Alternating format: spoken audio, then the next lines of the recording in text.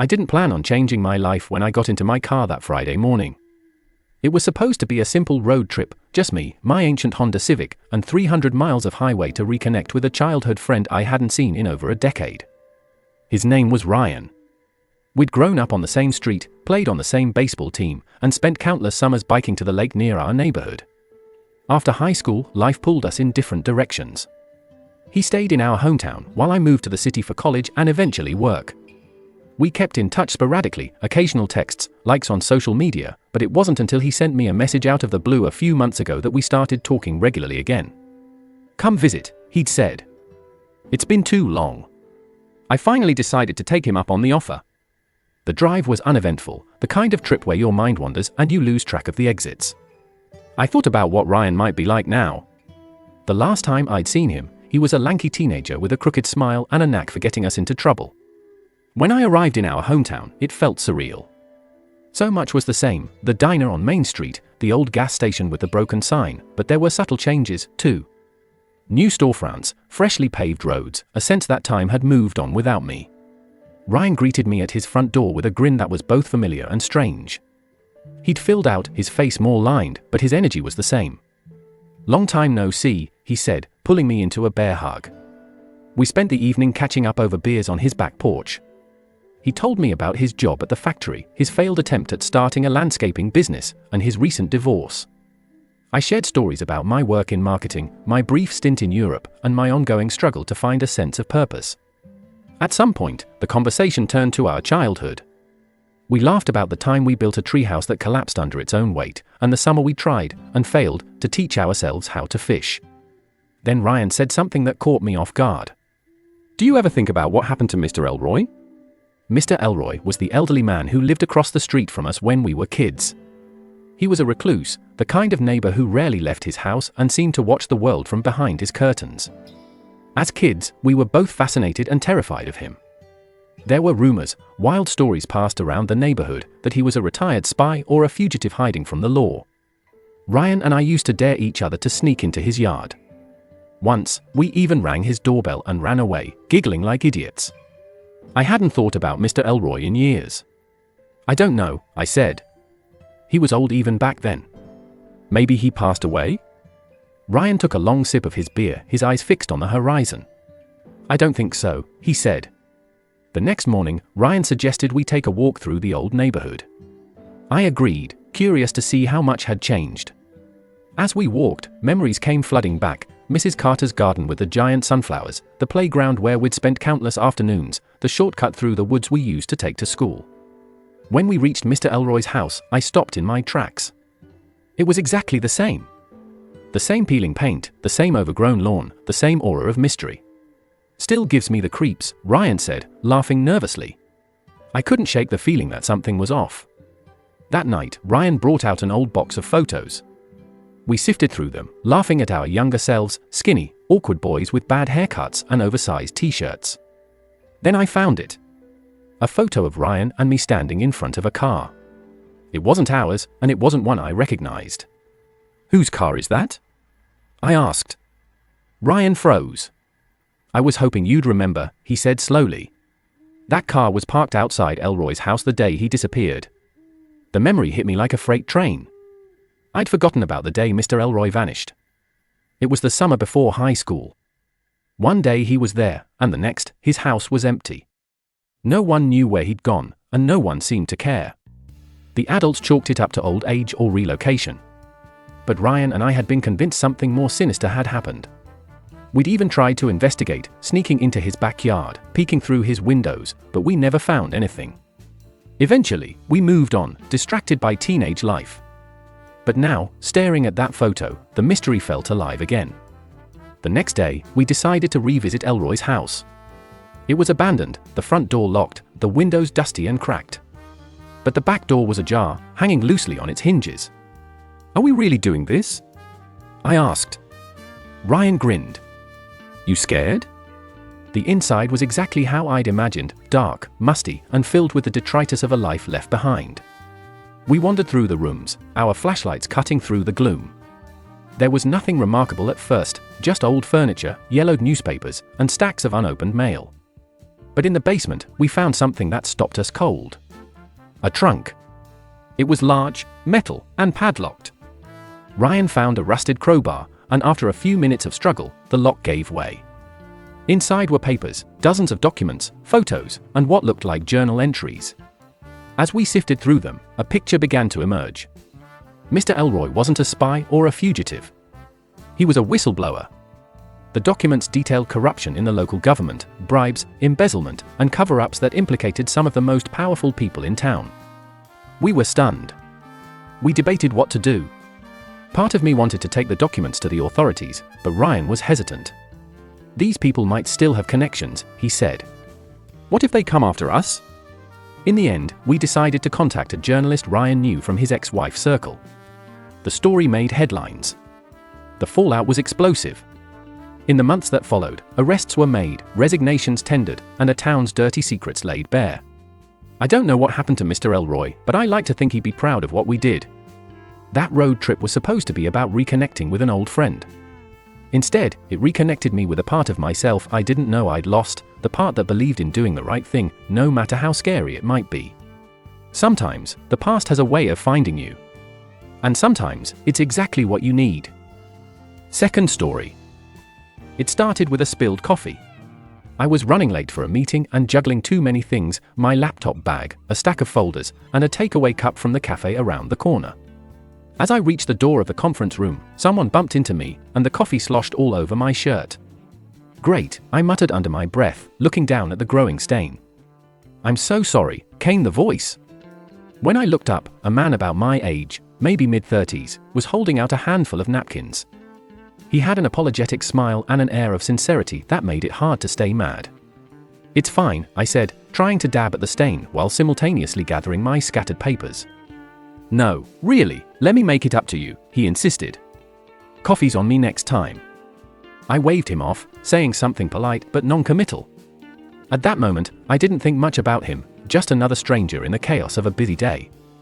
But that wouldn't be the last time I saw him. 2 weeks later, I ran into him at the same coffee shop. He was sitting at a corner table, reading a book. When he saw me, he smiled and gestured toward the chair across from him. Still owe you a coffee, he said, and for some reason, I decided to join him. We started talking, small talk at first, the usual pleasantries. But something about his demeanor made it easy to open up. His name was Daniel, and he was a freelance writer who spent most of his time traveling. I shared that I worked in corporate marketing and felt trapped in a job that didn't inspire me. Over the next hour, the conversation deepened. Daniel told me he used to be a lawyer but left after realizing it wasn't the life he wanted. He spent 2 years traveling through Europe and Asia, writing about the people he met and the stories they shared. What made you leave? I asked. My dad passed away, he said quietly. He worked his whole life at a job he hated, saving for a retirement he never got to enjoy. I realized I didn't want to end up like that. Daniel and I exchanged numbers before parting ways, and over the next few months, we kept in touch. Our conversations became a sort of lifeline for me. He had a way of asking questions that made me think about my life in a way I hadn't before. One day, he invited me to join him on a road trip. I'm heading to this small town in Montana for a story, he said. Come with me. You might find what you're looking for. I hesitated. The idea of dropping everything felt reckless, irresponsible. But Daniel's words stuck with me. What are you really afraid of? He'd asked during one of our conversations. I decided to go. We spent 2 weeks on the road, and it was unlike anything I'd ever experienced. We camped under the stars, hiked through national parks, and talked for hours about everything, our fears, regrets, dreams. Daniel had a knack for connecting with people. He struck up conversations with strangers everywhere we went, waitresses, gas station attendants, fellow travelers. And somehow, these strangers always opened up to him, sharing stories they'd probably never told anyone before. One night, sitting by a campfire in the middle of nowhere, I asked him how he did it. I listen, he said simply. People just want to be heard. The trip wasn't just about seeing new places, it was about rediscovering myself. Daniel helped me realize how much I'd been holding on to, grudges, fears, a deep-seated belief that I wasn't enough. By the end of the journey, I knew I couldn't go back to the life I'd been living. It wasn't easy, but I quit my job and started freelancing. I wrote about the trip, about the people we met, about Daniel's way of seeing the world. The story went viral. People from all over reached out to share their own experiences, their struggles, their moments of clarity. It was overwhelming but also deeply rewarding. Daniel and I stayed friends, though we didn't see each other as often. He continued traveling, chasing stories and connections. I built a life that felt more authentic, more aligned with who I wanted to be. Looking back, I realize how much that spilled coffee changed my life. It wasn't just about meeting Daniel, it was about being open to the unexpected, to the possibility that a stranger could become a friend, a mentor, a catalyst for change. Sometimes, the smallest moments lead to the biggest transformations. You just have to be willing to take the leap. Third story. It all started with the storm. It had been one of those spring nights when the wind howled so fiercely, you could feel the house shudder. By morning, the damage was clear: fallen branches, a shattered window in the guest room, and the backyard fence practically split in two. I stood there staring at the wreckage, sipping my coffee and debating whether to call a professional or tackle the repairs myself. That's when I noticed him, my neighbor, Mr. Grayson. We'd lived next door to each other for 5 years, yet I barely knew him. He was an older man, probably in his late 70s, who kept to himself. His yard was always immaculate, his car polished to a mirror shine, but he rarely spoke to anyone. I'd waved a few times, even attempted a good morning once, but he'd only nodded politely before retreating inside. That morning, though, he was standing at the edge of his yard, eyeing the broken fence. "Morning," I ventured, lifting my mug in a half salute. He hesitated, then gave a small nod. "Morning." I gestured to the fence. "Looks like I've got my weekend project cut out for me." To my surprise, he chuckled softly. "Could be worse. At least it's just wood and nails." By noon, I was knee-deep in tools and quickly realizing I had no idea what I was doing. The fence was more splintered than I'd thought, and every attempt to stabilize it seemed to make things worse. "You need a hand?" I turned to see Mr. Grayson standing a few feet away, holding a toolbox. "Really?" I asked, surprised. He shrugged. "I've built a fence or two in my time. Besides, looks like you could use the help." Grateful and slightly embarrassed, I stepped aside. Mr. Grayson worked with a quiet efficiency, his movements deliberate and precise. As we worked, I couldn't help but ask, "So, what's the secret to your expertise?" "Used to do a lot of carpentry," he said simply. That answer should have been enough, but something in his tone intrigued me. We spent the better part of the afternoon fixing the fence, and by the time we were done, my curiosity had grown. Mr. Grayson wiped his hands on a rag and glanced at me. "You like tea?" he asked. "Sure." "Come on, then." I followed him into his house, which was as pristine as his yard. He led me to the kitchen, where he put on a kettle and gestured for me to sit. As we sipped our tea, I noticed a faded photograph on the counter. It showed a young man in uniform, standing beside an old plane. "That you?" I asked. He nodded. "Long time ago." And just like that, the floodgates opened. Mr. Grayson had been a pilot during the Korean War. He didn't talk about the battles or the dangers, at least, not at first. Instead, he spoke about the camaraderie, the friendships forged in the most unlikely of circumstances. "There was this one time," he said, a rare smile tugging at his lips, "when our squadron was grounded for days because of a storm. We ended up playing poker with a deck someone had drawn by hand. Those were the kinds of moments that stuck with me." He told me about his years after the war, how he'd started a small carpentry business, how he'd met his wife, Margaret, at a local diner. She had this laugh, he said, his eyes softening. It could light up a room. As the afternoon turned into evening, I learned more about Mr. Grayson than I ever thought I would. He talked about the joys and the heartbreaks, the mistakes and the lessons. "I lost Margaret 10 years ago," he said quietly, staring into his tea. "After that, well, you stopped wanting to talk much." There was a weight in his words, but also a quiet strength. In the weeks that followed, I started seeing Mr. Grayson differently. He wasn't just the quiet neighbor who kept to himself. He was a man with a lifetime of stories, a reservoir of wisdom and experience. We began having tea together regularly, and each time, he'd share a new story, a funny anecdote from his war days, a touching memory of his wife, or a hard-earned lesson from his years in business. One day, I asked him why he decided to help me with the fence. He smiled faintly.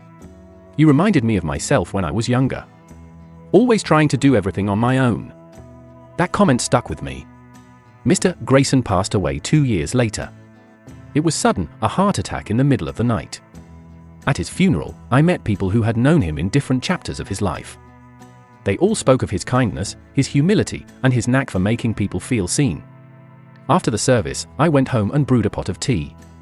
Sitting at my kitchen table, I thought about how much a broken fence had changed my life. Mr. Grayson taught me something I hadn't realized I was missing: the value of slowing down, of listening, of connecting. Sometimes, the most extraordinary people are right next door. You just have to take the time to notice.